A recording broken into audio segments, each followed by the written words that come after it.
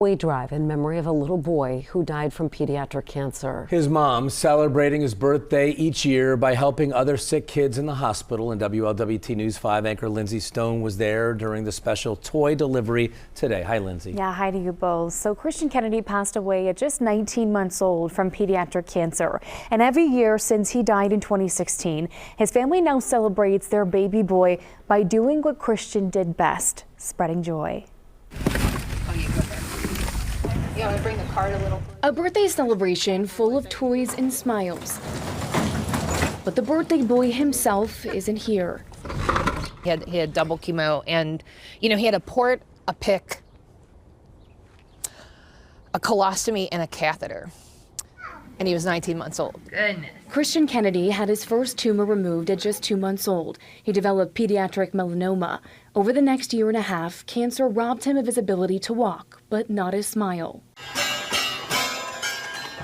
Tanya Kennedy Gill spent months by her son's side at Cincinnati Children's Hospital. After Christian passed in 2016, she decided to honor her son with an annual toy drive for kids at Cincinnati Children's Hospital. When things get tough for me, I remember what he went through and how he smiled through it. And I remind myself, hey, if that baby can do that with a smile on his face, I can face anything. Gill raises nearly $10,000 worth of toys, personal essentials, and funds towards cancer research every year. I think about, those moments of like a little bit of hope, a little bit of joy, a little bit of normalcy in the midst of some of the hardest things that these kids go through. Today was her final toy delivery to Cincinnati Children's Hospital, all to celebrate her little boy on his big day.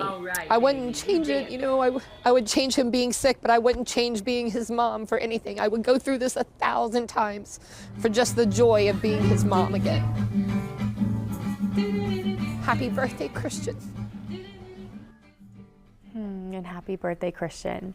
Well, the toy drive takes place every year, and if you'd like to donate towards next year's drive, we have a link to do so on our website, WLWT.com. Lindsay Stone, WLWT News 5. Thanks for telling the story, Lindsay. What a brave woman. Most people, you would want to crawl up in a ball and hide after something like that, and she's out there on the front lines and helping others. All these years later, still trying to make a difference. And I think oftentimes we hear from parents like Tanya where they say, I just don't want them to be forgotten, and because of you, he's not forgotten.